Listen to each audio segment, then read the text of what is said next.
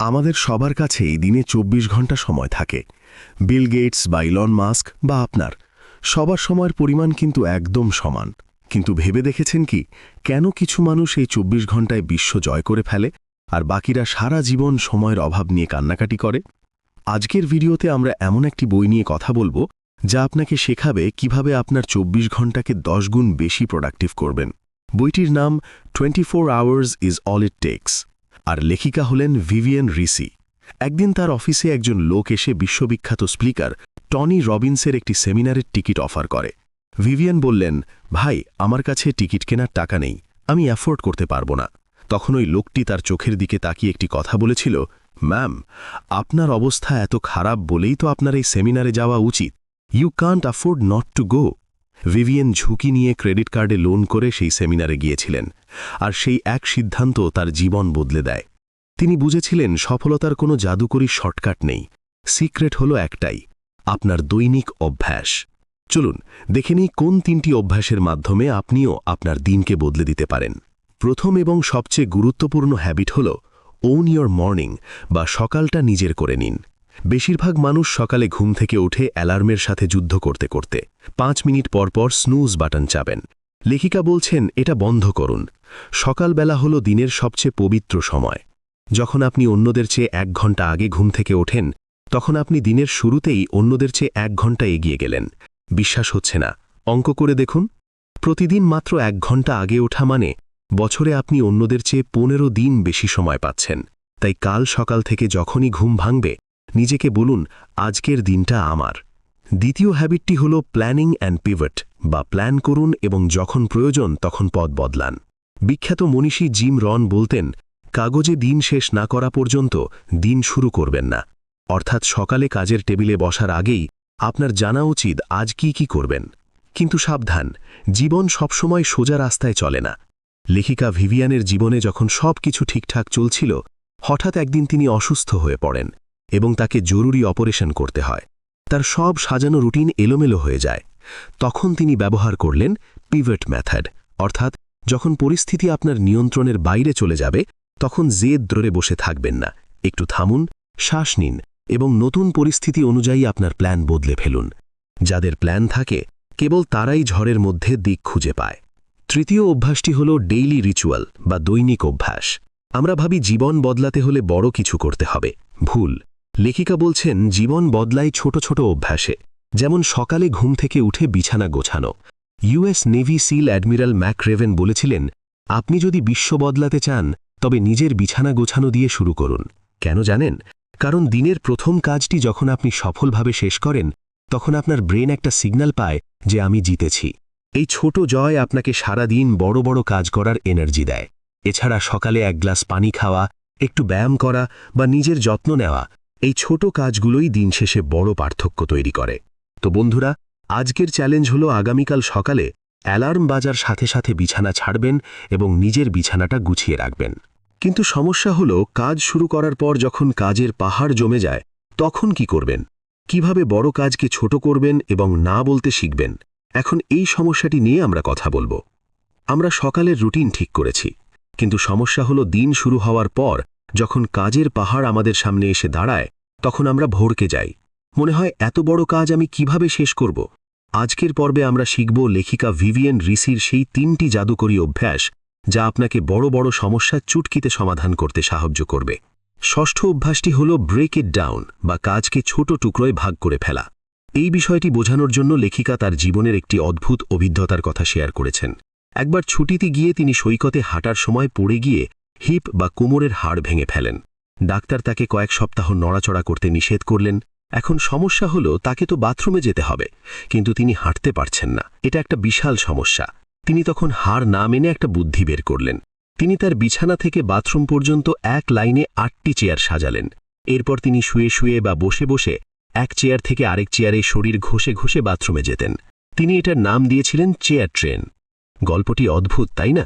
কিন্তু এখান থেকে শেখার বিষয় হল, আপনার সমস্যা বা লক্ষ্য যতই বড় হোক না কেন, সেটাকে যদি আপনি ছোট ছোট ভাগে ভাগ করে ফেলেন, যেমন এক চেয়ার থেকে আরেক চেয়ার, তবে সেটা আর কঠিন মনে হবে না। তাই যখনই কোনো বড় প্রজেক্ট বা সমস্যা সামনে আসবে, নিজেকে প্রশ্ন করুন, এখন আমার প্রথম পদক্ষেপটা কি হওয়া উচিত? ব্যাস, শুধু সেটুকুই করুন। সপ্তম এবং খুব শক্তিশালী একটি অভ্যাস হল না বলার শিল্প বা the art of saying no. লেখিকা বলছেন, না হলো আপনার সুপার পাওয়ার। আমরা সাধারণত মানুষকে খুশি করার জন্য বা ভয়ে সবকিছুতে হ্যাঁ বলে ফেলি, কিন্তু মনে রাখবেন, যখন আপনি অন্য কাউকে হ্যাঁ বলছেন তখন আপনি হয়তো নিজের প্রয়োজনকে না বলছেন।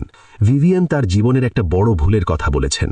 একবার এক সহকর্মী এসে তাকে ইমোশনাল ব্ল্যাকমেইল করে তার রুগ্ন ব্যবসার শেয়ার কিনতে অনুরোধ করে। ভিভিয়ান মনে মনে জানতেন এটা ঠিক হচ্ছে না, কিন্তু তিনি না বলতে পারেননি। ফলাফল, তিনি বিশাল আর্থিক ক্ষতির মুখে পড়েন এবং তাকে কোর্ট পর্যন্ত দৌড়াতে হয়। তাই আপনার 24 ঘন্টাকে বাঁচাতে হলে আপনাকে নির্মম হতে হবে। যেই কাজ আপনার লক্ষ্যের সাথে মেলে না তাকে বিনয়ের সাথে না বলে দিন। মনে রাখবেন, আপনি সবার সব কাজ করে দেওয়ার জন্য জন্মাননি। অষ্টম অভ্যাসটি হল বি প্রেজেন্ট বা বর্তমানে থাকা। আমরা শারীরিকভাবে হয়তো এক জায়গায় থাকি, কিন্তু মানসিকভাবে থাকি অন্য জায়গায়। ধরুন আপনি কারো সাথে কথা বলছেন, কিন্তু মনে মনে ভাবছেন দুপুরের লাঞ্চে কি খাবেন বা বসের ইমেলের উত্তর কি দেবেন। লেখিকা একটা দারুণ উদাহরণ দিয়েছেন। ভাবুন, কেউ আপনার দিকে একটা লাল রঙের বল ছুঁড়ে মারল, আপনি সেটা ধরলেন, এরপর আরেকটা বল, তারপর আরেকটা। আপনি যদি সব বল একসাথে ধরতে যান তবে সব কটি হাত থেকে পড়ে যাবে। আমাদের ব্রেন বা মস্তিষ্ক মাল্টিটাস্কিং করতে পারে না।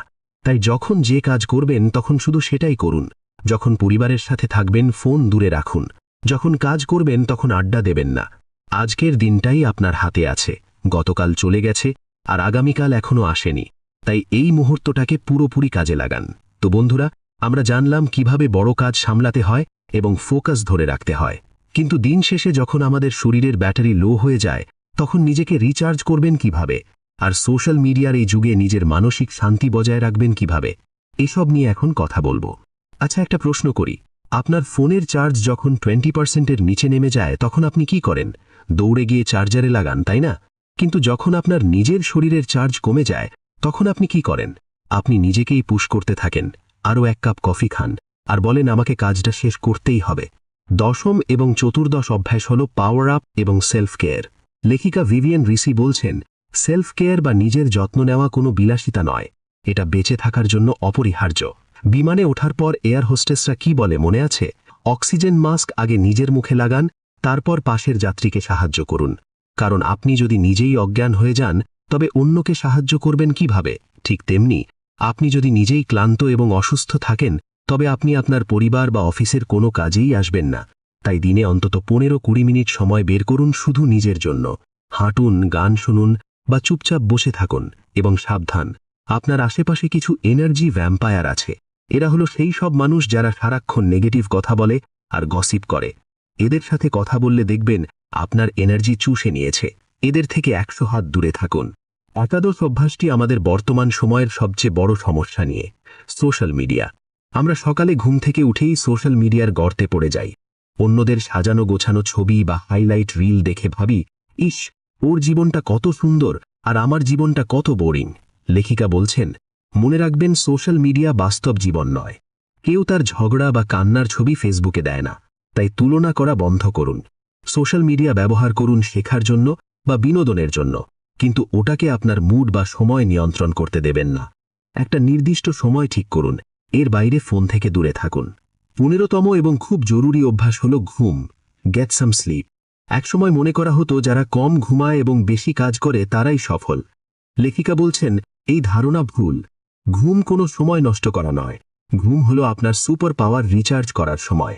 গবেষণায় দেখা গেছে, আপনি যদি ঠিকমতো না ঘুমান তবে আপনার ব্রেন মদ্যপা বা ড্রাঙ্ক মানুষের মতো আচরণ করে।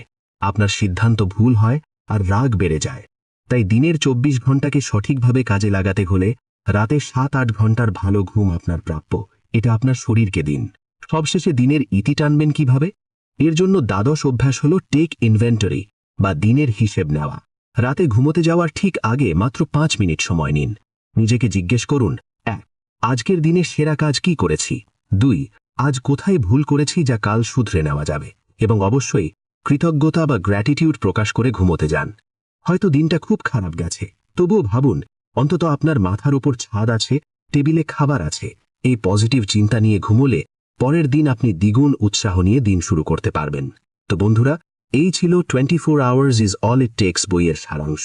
জীবনটা আর কিছুই না, শুধু একটার পর একটা 24 ঘন্টার সমষ্টি।